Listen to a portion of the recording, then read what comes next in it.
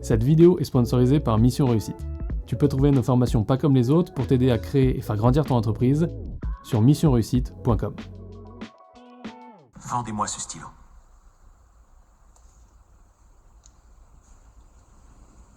C'est un stylo super qui, pour des professionnels, il peut... Faisons pause sur cet extrait et soyons clairs sur une chose. Tu as déjà vu 20 000 vidéos, et il y en a plein sur YouTube, qui parlent de cet extrait et qui t'ont passé cet extrait et plein d'autres du film en long en large.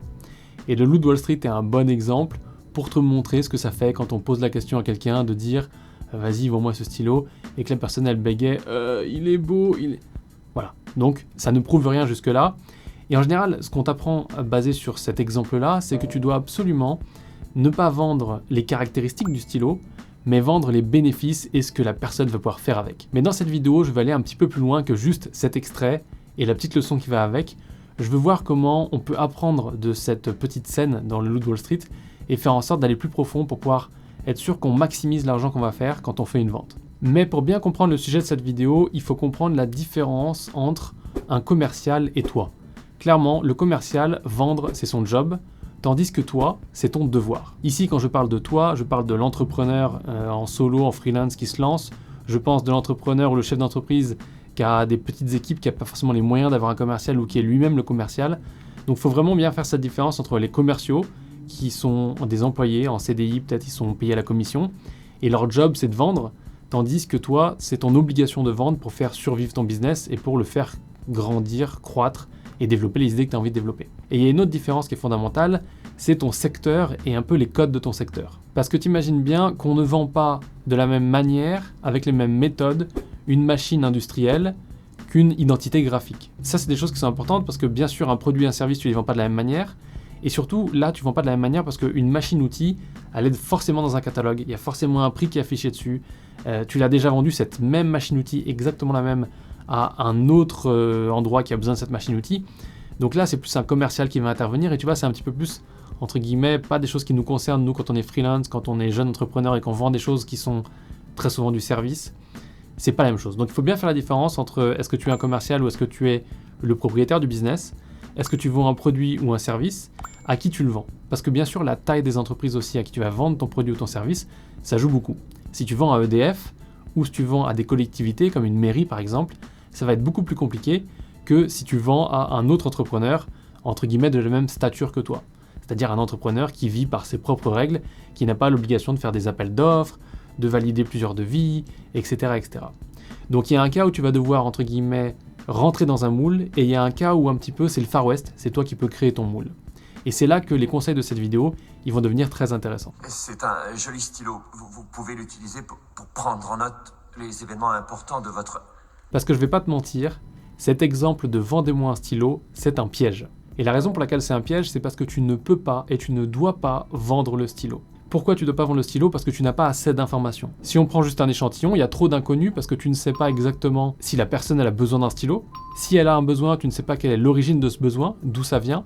Tu ne connais pas non plus le niveau d'urgence de ce besoin. Et puis je sais pas, par exemple, tu pourrais aussi ne pas connaître son stylo favori. Est-ce que c'est plutôt un stylo à plume, un stylo bic, un stylo en plastique, en bois, etc., etc. Oui, tu peux vendre n'importe quoi à n'importe qui, n'importe comment, mais encore une fois, est-ce que c'est la meilleure chose pour ton business? Pas forcément. Et donc nous, ce qu'on va voir ici, c'est les 3 étapes ou les 3 grosses étapes, les 3 gros piliers qu'on pourrait mettre en place pour valider qu'on est en train de vendre de la bonne manière ce stylo ou le truc que tu veux vraiment vendre. Et ça va commencer tout simplement par définir le besoin.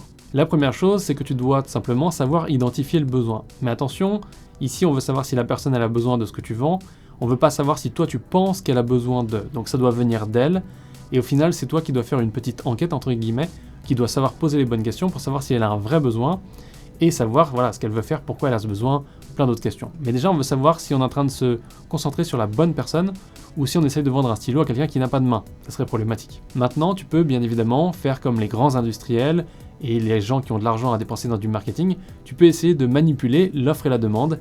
Et d'ailleurs, c'est l'un des conseils qu'on te donne souvent, et notamment qu'ils donnent dans le Loup de Wall Street. Prends-moi ce stylo. Allez, vas-y. Tu veux que je vende ce stylo de merde? Y a pas plus fort que ce gars. Ce stylo.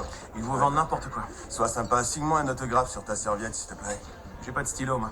Exactement, l'offre et la demande, mon vieux. Voilà, qu'est-ce que je vous disais? Là, il a créé le besoin. Personnellement, je suis pas super fan de manipuler l'offre et la demande et de créer le besoin, entre guillemets, Parce que, surtout si tu essayes de faire ça avec un produit de merde avec du bon marketing, au final, toute ta vie, tu vas passer ton temps à dépenser du temps et de l'argent dans le marketing, alors que tu pourrais réparer et faire en sorte que ton produit soit qualitatif.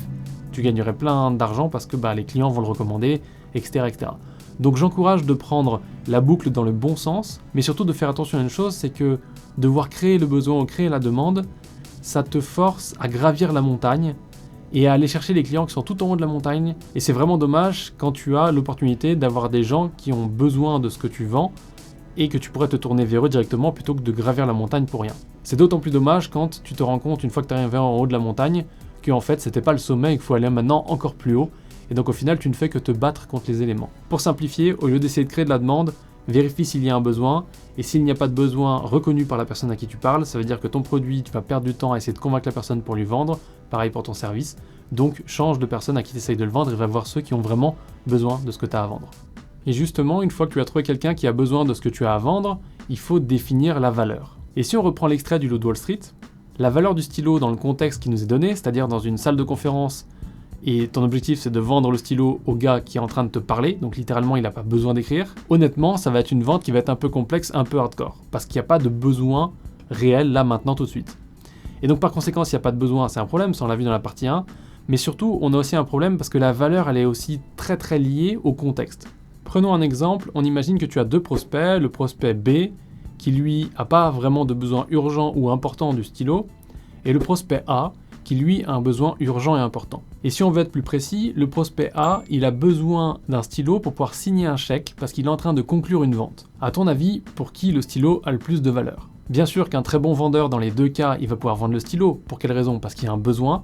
Mais ce qui va changer ici, c'est pas forcément le stylo que tu vas vendre, même si ça peut jouer, mais c'est surtout le prix auquel tu vas vendre le stylo, la rapidité à laquelle tu vas devoir réagir en tant que vendeur. Entre guillemets, tu ne pourras pas réciter tes scripts par cœur à la personne qui est dans l'urgence, et comme elle est dans l'urgence, tu pourras aussi lui vendre le stylo plus cher, puisque elle va pouvoir gagner directement parce que ça a plus de valeur pour elle. Petite pause dans cette vidéo, si tu y trouves de la valeur, je veux bien que tu t'abonnes, ça nous fait vraiment plaisir et surtout ça nous permet de voir qu'il y a de l'intérêt pour ces vidéos-là. Et bien évidemment, tu le connais, la petite cloche, tu peux l'activer pour recevoir les notifications, puisqu'on fait des vidéos sur l'entrepreneuriat et la vente très régulièrement. Tu peux aussi bien évidemment te rendre sur notre site missionreussite.fr, tu y trouveras les services de notre agence, mais aussi les formations si tu veux faire toi-même, très adapté au petit budget, donc c'est parfait, profites-en. Et bien évidemment, tu peux aussi poster un commentaire pour poser une question, ou tout simplement pour donner tes conseils sur le sujet de cette vidéo. Une fois que tu as défini la valeur, le point numéro 3 est crucial, c'est qu'il ne faut pas oublier de demander l'argent. Donc c'est important d'être à l'affût, d'être à l'écoute et de bien maîtriser la manière dont tu vends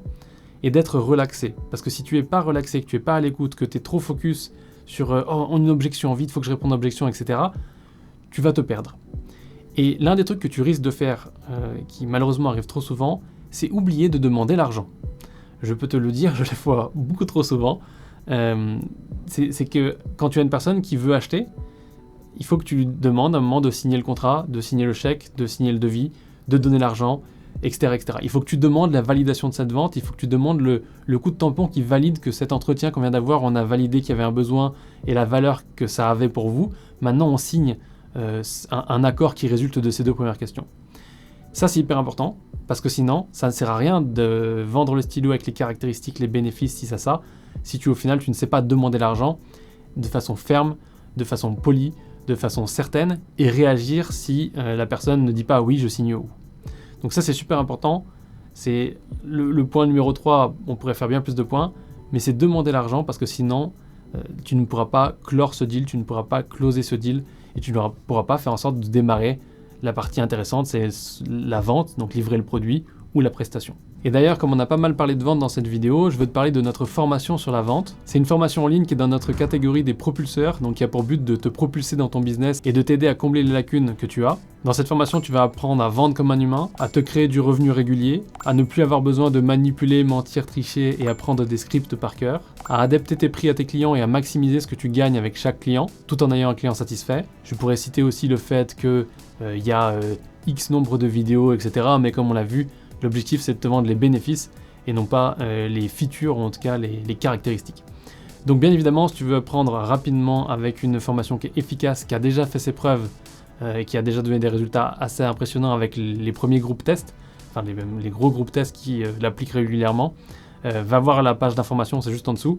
Et sinon, en tout cas, je te remercie d'avoir regardé cette vidéo. Tu peux d'ailleurs trouver d'autres vidéos sur la vente, on en a pas mal quand même juste ici, elles sont gratuites, donc profites-en. Et je te dis à plus tard.